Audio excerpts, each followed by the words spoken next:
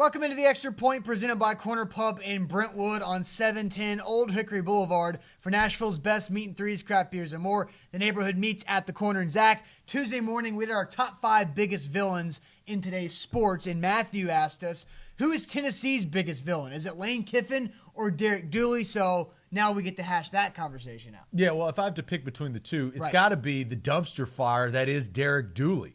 Okay, 17-20 coming in at Louisiana Tech, going into Tennessee to be their head coach. For that long amount of time, Kiffin wasn't even there to be a villain. Like, he was there for one split year and then left, and he really wasn't successful. If he was this great big coach, he wasn't successful when he left. He's now sitting at FIU in the middle of nowhere, Florida. Well, it's FAU, to be exact. Exactly.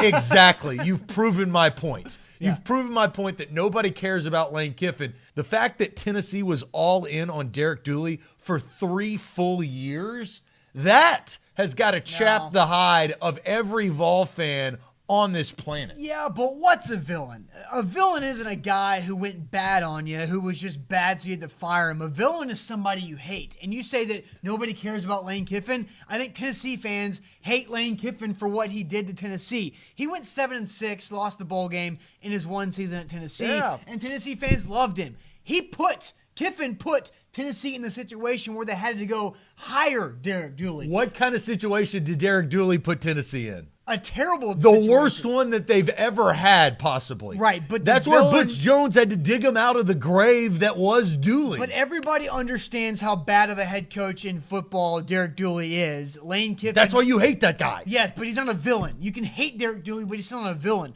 Lane Kiffin is a villain for Tennessee because then he gets hired by Alabama, who Tennessee plays every year, and he comes into Knoxville twice with an offense that just crushes Tennessee's defense in his career at Alabama, and you still have Lane Kiffin around in your conference, and that's why Lane Kiffin is Tennessee's villain, not Derek Dooley.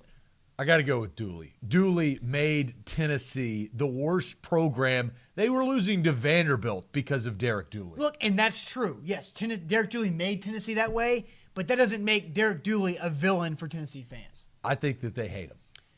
Again, yes, you're right. They hate Derek Dooley. Don't you hate the villain? Like, the person that you hate is the villain. You hate the bad guy. The villain is supposed to have success, and Derek Dooley is. Well, Lane Kiffin doesn't have any success now. He won a national championship at Alabama as an offensive coordinator with very good players. That's not that more difficult to do compared to other things. Well, Lane Kiffin has had more success than Derek Dooley. He wasn't even there for a full 365 days. I know that, and that adds to the villainous actions of Lane Kiffin at Tennessee. I don't know about that. And that's today's Extra Point presented by Corner Pub in Brentwood on A to Z Sports Nashville.com.